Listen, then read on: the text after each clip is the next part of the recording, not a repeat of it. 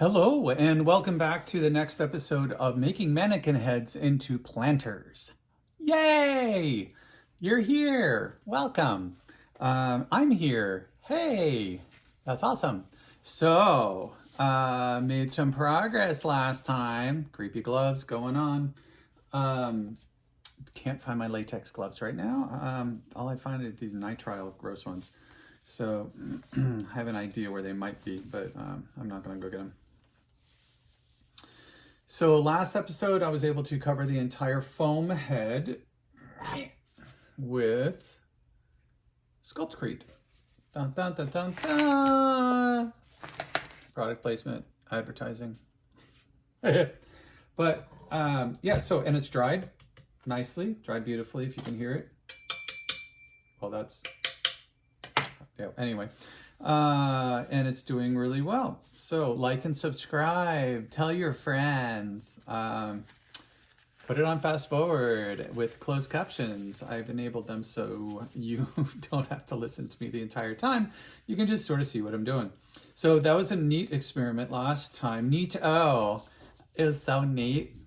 But it actually went surprisingly incredibly well. I was able to use the entire mix that I had of the Sculptcrete. I used this cup for the dry, so 3 of these, and then for dry mix, it's 3-to-1 by volume. So 3 cups of dry mix to 1 cup of water. And I was not sure about how that was going to go, but it went extremely well. You got to work it in your hand and it becomes malleable. So now I want to do this so that he's on my stand. So I've got my stand that's for, mannequin heads. He came with one of them and it fits perfectly on like one of these heads. But when I drilled out the hole for him, because this did not have the hole, I believe it was not a hole originally. You can tell it dried on the stand. That's kind of cool. So when I drilled it out, I drilled it out larger than this thing is. So I'm gonna try this. I've been experimenting with it before I got on here, just to see, because I don't need anything special. I mean, it doesn't need to be rocket science, but I want it to not be wiggling around so much. That may be too much. Yeah. So I need a little bit less paper towel. Let's try half a paper towel. Put it over it. Because I'm putting it over it and the sides come down, it actually creates more bulk than you would think for a single layer of paper towel. Oh, there we go. No, it's still not. It's got to get around, got this cement lip. So, I see why. Just push down right over it. Push those, let's put them on separately. There we go, wiggle, wiggle, wiggle. That's going, that's better. That's more usable. It was like super wiggly jiggly before. That is much better though. All right, so I'm going to do a mixture of small amounts of this stuff this time. I'm using a different measuring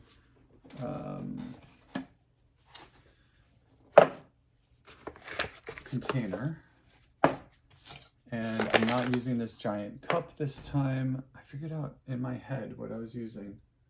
Oh golly, now I can't remember. I was like, oh, and I woke up like literally in the middle of the night going, I can use that. That's a perfect size. It's small. And it's right at my desk. Oh, there it is.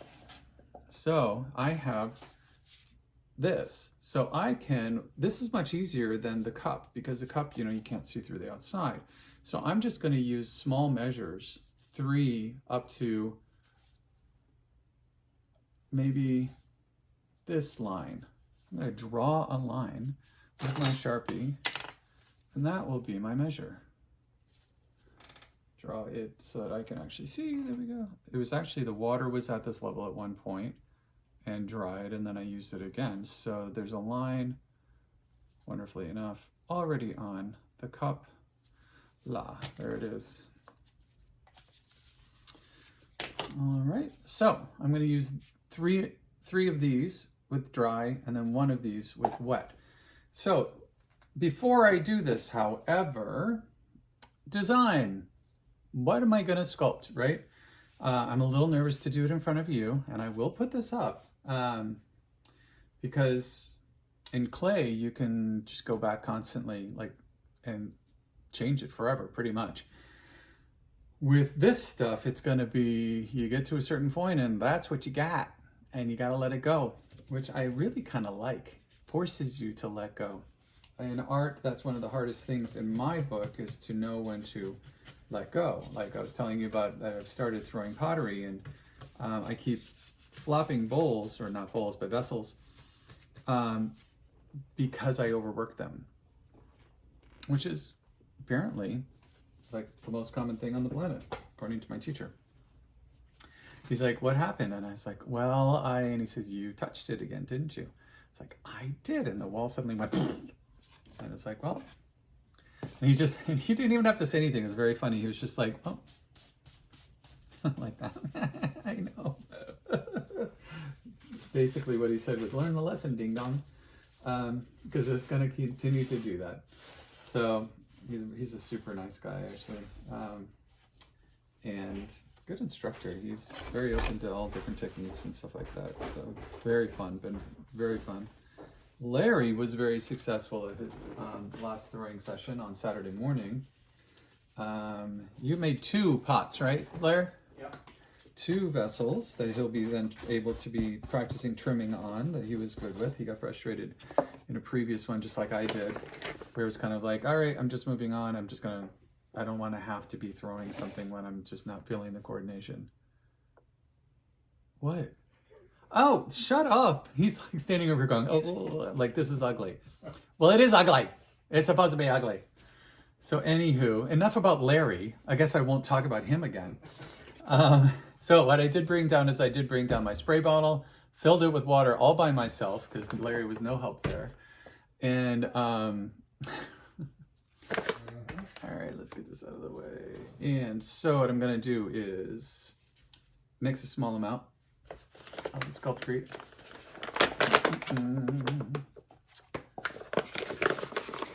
I'm not gonna cut down my cup because I want to be able to use it with different amounts. So, yes, it looks awkward, I know. It is pretty awkward. How did I do? Nope, not enough.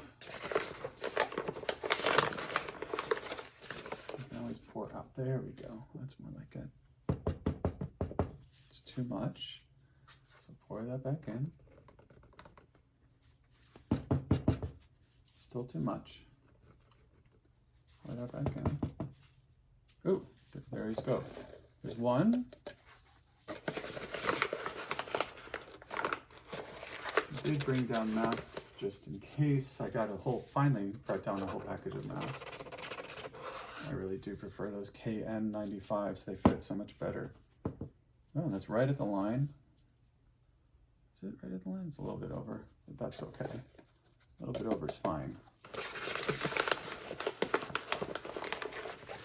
3. It's way too much.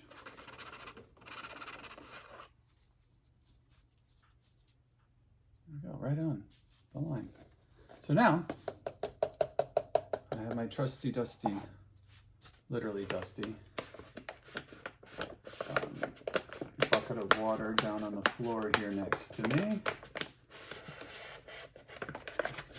Probably wouldn't hurt to actually have fresh water, but hey, it's cement stuff.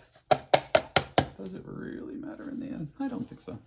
So I'm just gonna do 1 cup of this. If I can get it close. Oh, right on. It's a little bit over. You see to my line? Yeah, it's a little bit over. Let's go with a little bit less than that. I can always add water later. How does that look to you? Looks pretty darn good here. Let's add that in. And then I'm going to dig around in there. Pop that in there. And mix it up. And I'm going to use my hands again because I'll be able to feel it when it starts to sort of emulsify type of thing. And I'll feel if I need to put in more of the Sculptcrete powder or if I need to put in more water.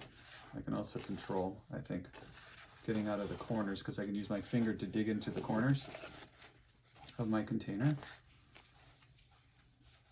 Ooh, it's so silky.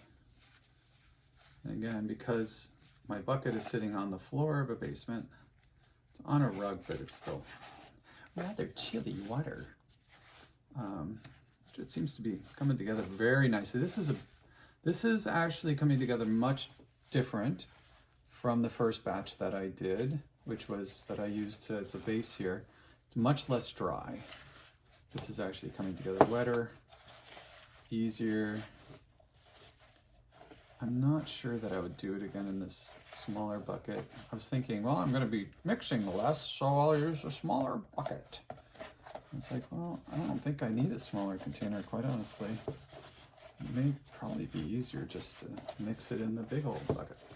So I'm only going to mix this in here until it really comes together and isn't just, you know, powder all over, because then I'm going to put it out and knead it on the counter or the desktop here, tabletop.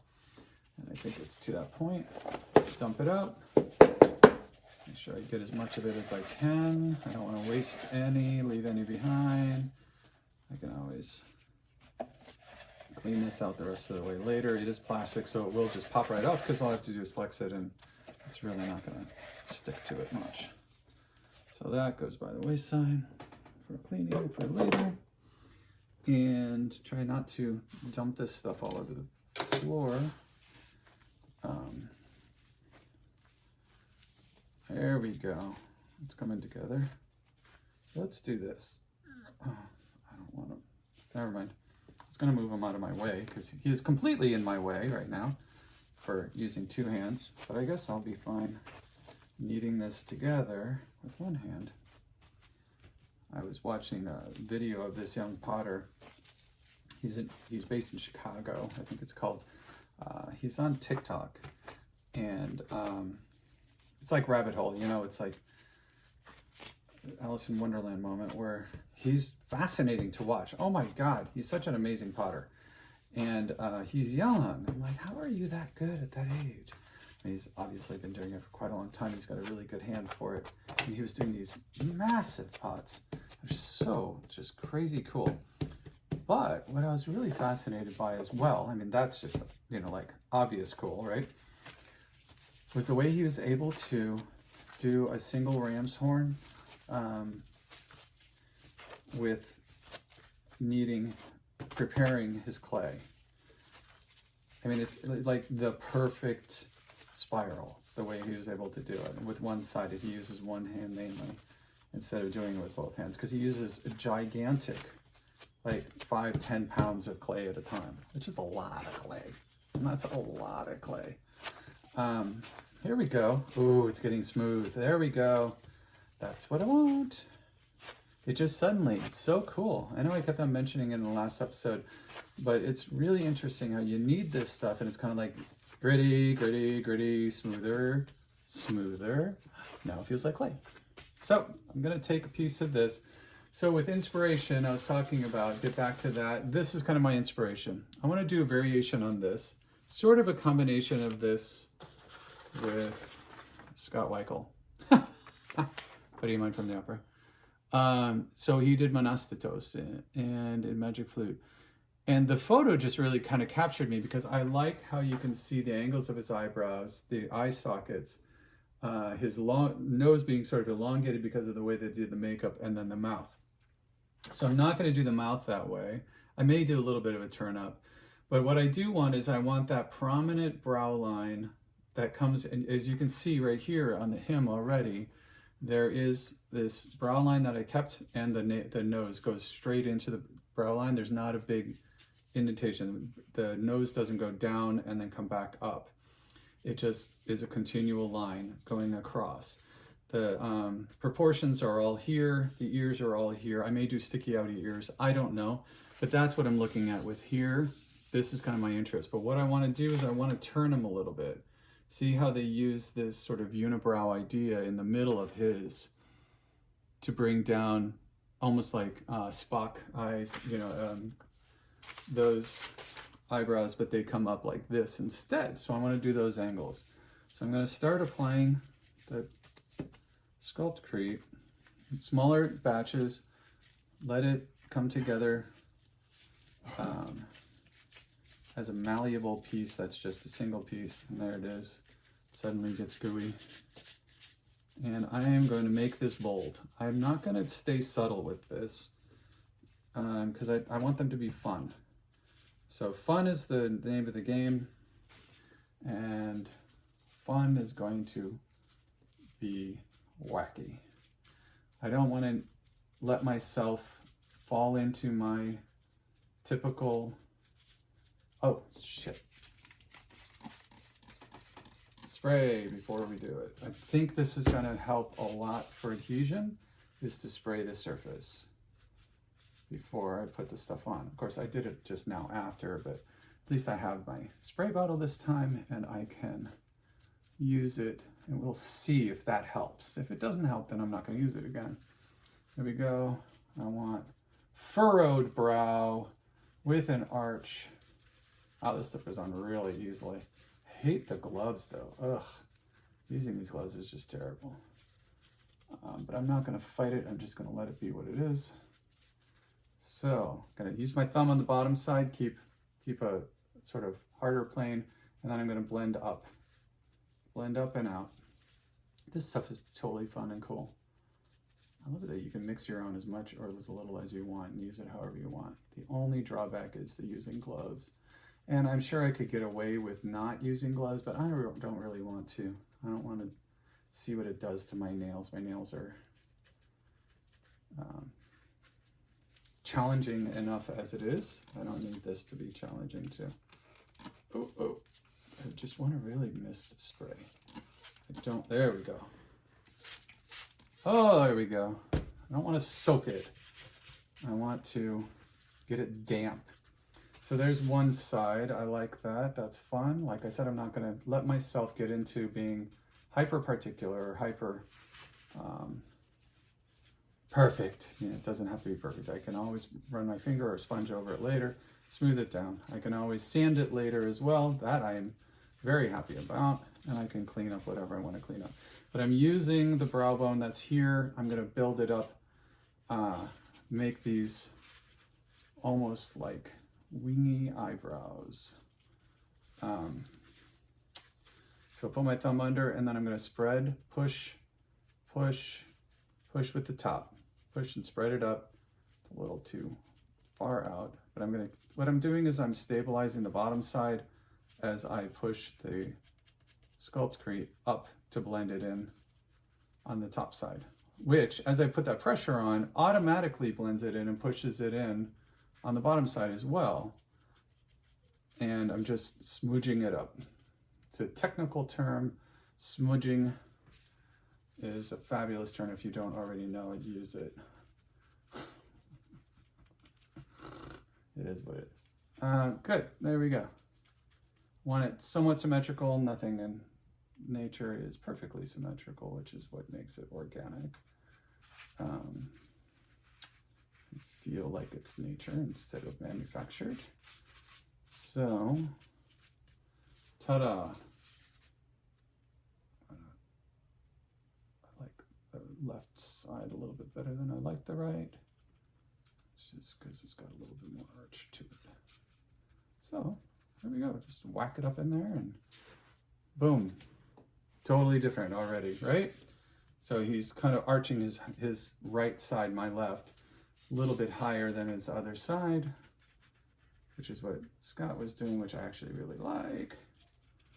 He had that raised eyebrow. That's Dr. Spock, or whatever his name is, Spock. Star Trek Spock. All right, cool. And I'm going to leave that because I only have a certain amount of time to be able to use the full amount of what I've got. Boom. All right. Cool. Now let's work on the bridge of the nose. I'm going to bring the bridge right from here just a little bit lower. I'm going to let it be lower right underneath there. But I'm going to just apply a big old globule on there. And I'm going to build the nose way out. So in order to do that, I have to put on a significant amount of clay. And I want the end to come down and around more than it already does. Because I want the proportions on this to be out of whack intentionally. There we go. I'm also going to broaden. This nose is very, very narrow. All right, let me get this a little better mixed up.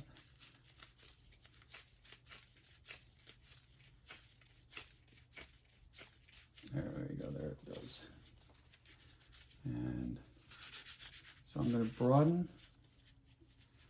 So if you want two equal portions, so if you're working on two different sides, you want it somewhat symmetrical, get one large portion, split it in half, and you're going to be better off than trying to match two completely unrelated sides, because you can feel it with both your hands. I'm going to put this in here along the bridge of the nose, because I'm going to do it so that his eyes are closed.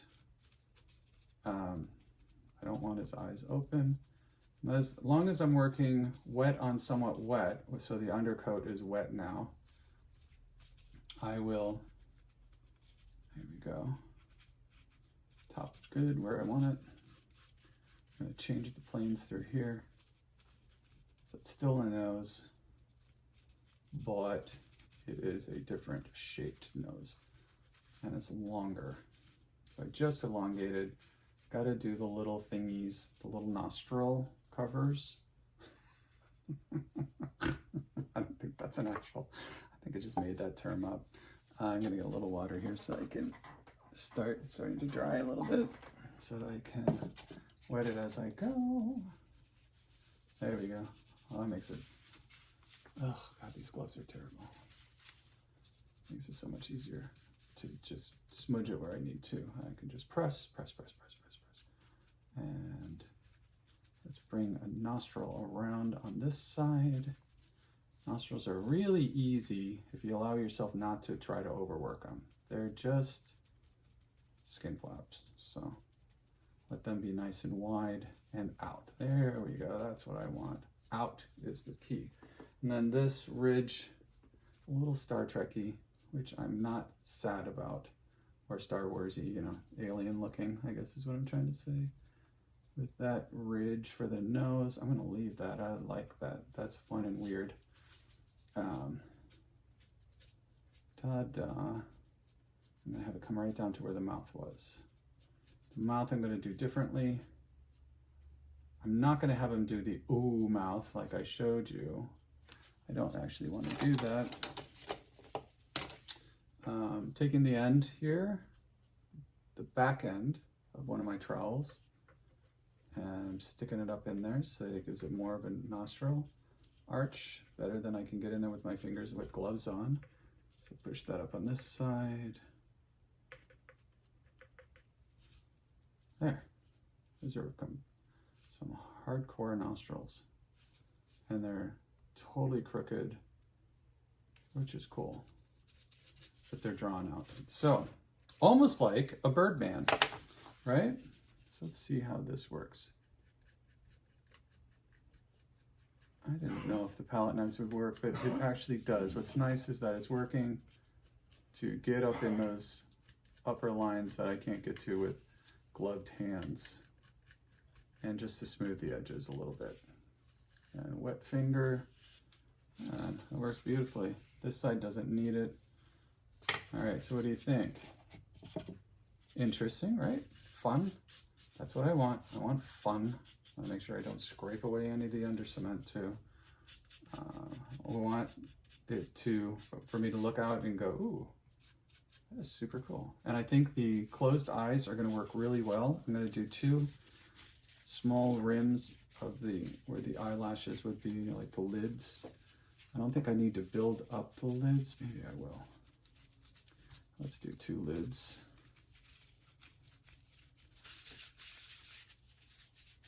And put this together, pinch off, separate, flatten. I'm going to make it just flat on one side, rounded on the other.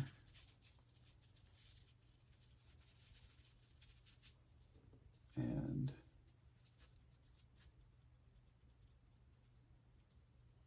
squished in there. Oh no, I hate that. That's terrible. Nope, I don't like that. So it's coming right back off. I could tell already that it's like, ooh, very bulky. It takes away from the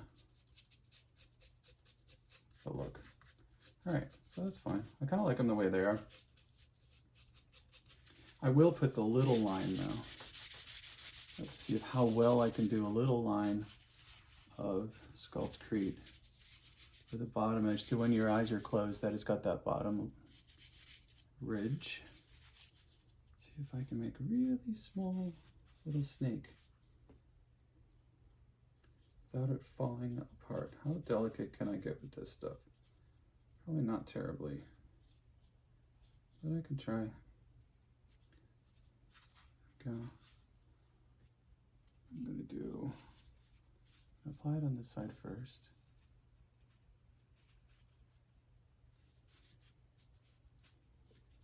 And this one fell apart. Put that back together. Roll it on a little bit of water to try to soften it back up.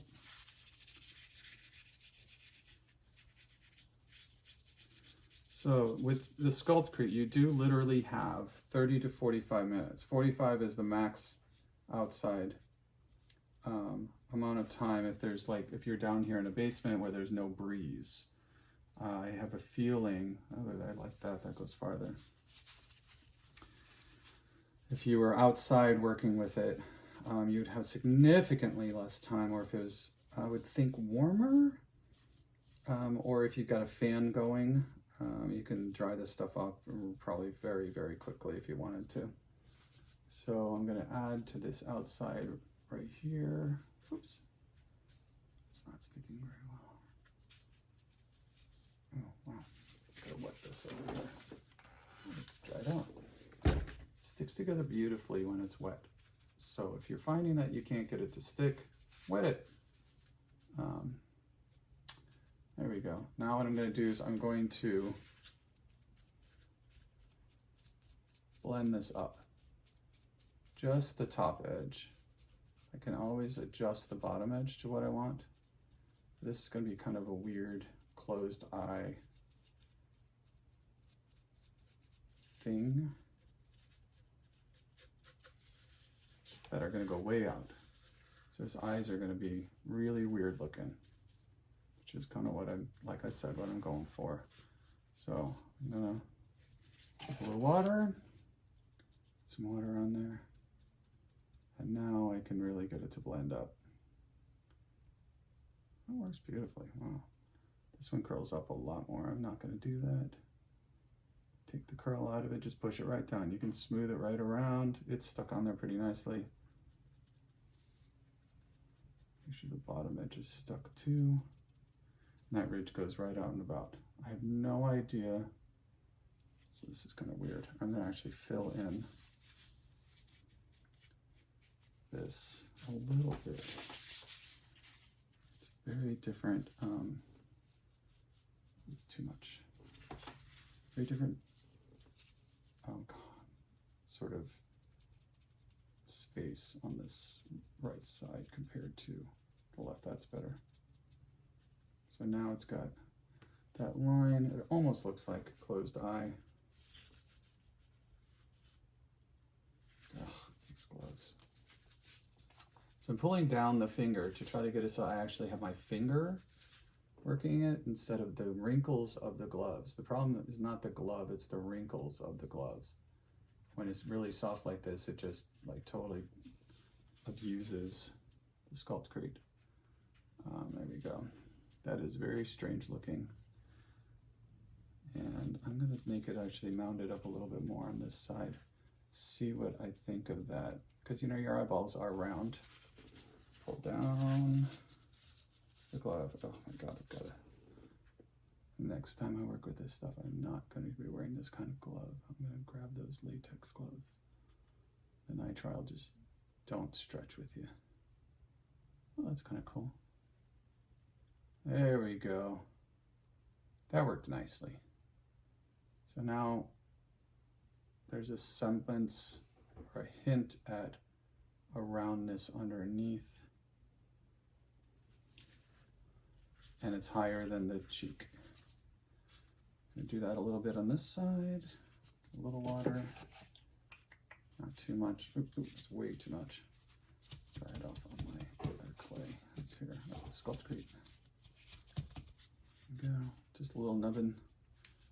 Get it where I want it to go with my gloved fingers. And there, I'm gonna put that right in there.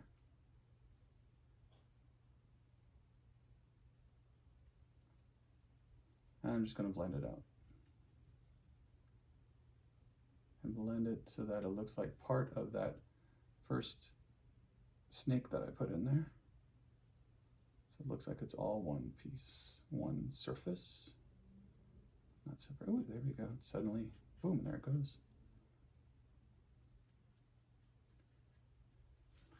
Use a little bit more out here.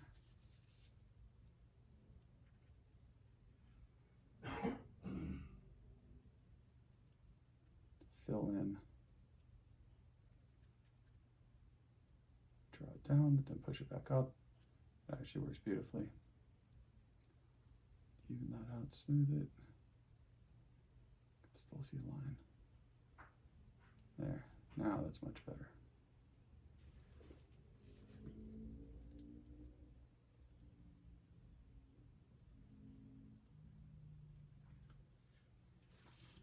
Draw my finger around where I want it to have that line going down to the cheek. It's kind of neat. I like. It works for me. It actually, incredibly enough, looks like somebody's eyes are closed. Ha! Who'da thunk? If you're working on this or doing it along with me, or you've chosen to do it by yourself, or something similar to this with the Sculptcrete, don't hold yourself to too high of a stringent, it's got to be perfect type of thing. You're playing. Let it be play. And if you're not an experienced sculptor, or you're not experienced with clay, how are you supposed to know how it's going to react or what it's going to do unless you give yourself room to figure it out, right? So give yourself room in the arts, in all arts, to learn. Because, you know, you are going to be in something that will always be teaching you something new. And it may not be what you are going out to learn. Maybe something else that you're needing to actually learn more that you didn't even realize that you need to learn. Deep thoughts, I know, but you know what? It's true. I've had many years of this, and that's why I get excited about things still, is because I don't get necessarily, I get excited about doing them, but I get excited about learning, about challenging myself to see if I'm able to still to learn. And that's what gets me excited. It's like, ooh, because it's like nerve-wracking, right? Going into pottery for the first time at 52 years old. You're kind of like, well, I don't want to fail. I should be able to do this. But, you know, that's when you put your pressure on yourself and you go, if it's not perfect, then you failed and you just give up. Well, sometimes it's good to walk away, certainly, and just sort of, you know, refresh your brain, do a little more research, get yourself sort of more centered or in a better mental place, whatever you need. Absolutely nothing wrong with that. You should definitely do that. But sometimes it's just like that day, you just don't have the coordination for it, or it's just not like gelling, or it's not your shtick. And then you come back to it another day and you're just like, well, who the hell am I? This is a whole different person working this, or doing this, practicing. It happens to me all the time. So I constantly remind my students, the goal is to sing with the body that you have that day. Not the body you had yesterday, or the body that you think you're going to have tomorrow. You need to be able to sing with the body that you have right now. Because when are you actually singing? Right now. Yesterday's gone. You can anticipate as much as you want. Try to figure out what tomorrow's going to be. And you may be somewhat accurate, but you're never going to get it right on. So what can you actually do your best at right now? So there's a funky, cool profile.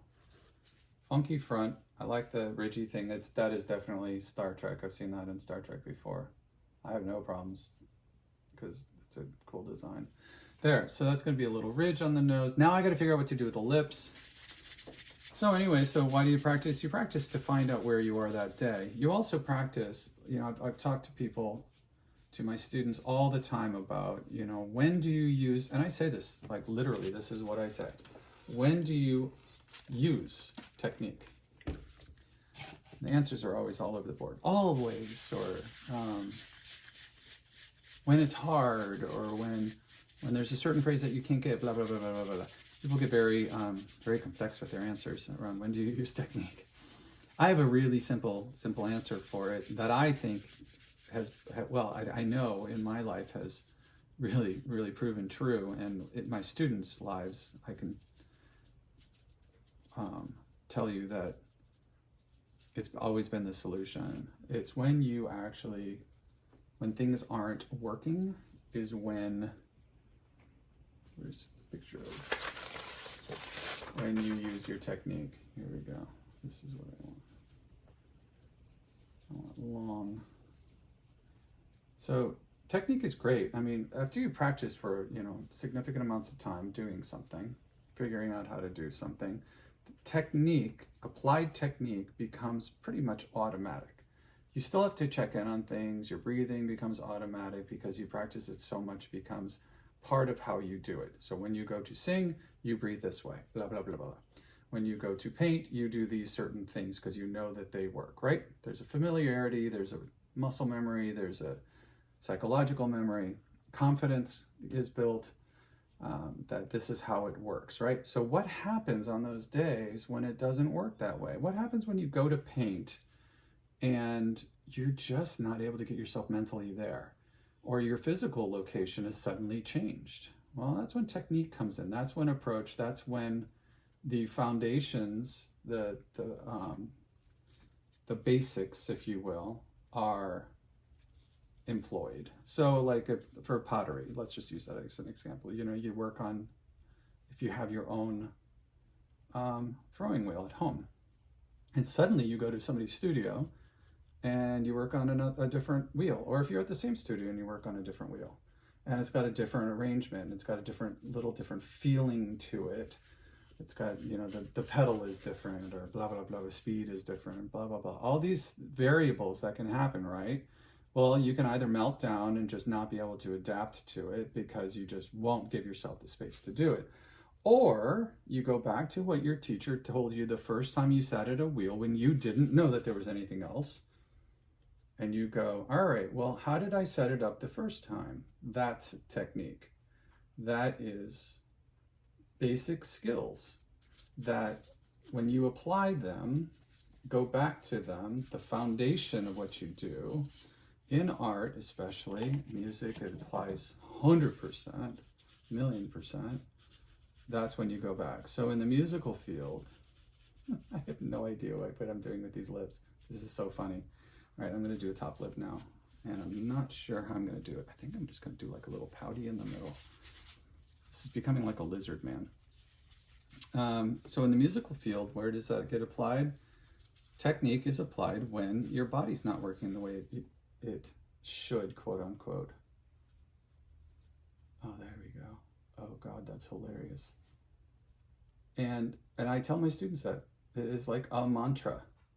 When do you apply your technique? When do you actually use applied technique for voice, not for interpretation of song? That's used all the time. Interpretation of song is application of different things. I'm talking like producing sound. When do you use that technique? Well, you use it when it doesn't work very well. That's when you really use it. Or at least that's when you should be using it. That's why it's so important to have that technique to rely on. When you just sing without knowing what you're doing, and you sing beautifully. I've known a lot of singers, especially opera singers, who have these spectacular voices. Holy crap, amazing voices. I mean, when I say especially opera singers, I just mean that's just like, that's a group that I know the best. For having experienced this is where I learned this was observation. And I've worked with some, like amazing singers who were just organically amazing singers. But when that organic instrument, when that natural approach that they had suddenly didn't work because they have allergies, suddenly was threatened because it's in a range that just doesn't fit their voice as easily as they were used to, or something like that, or the conductor wanted some different sort of production, vowels being done differently, whatever.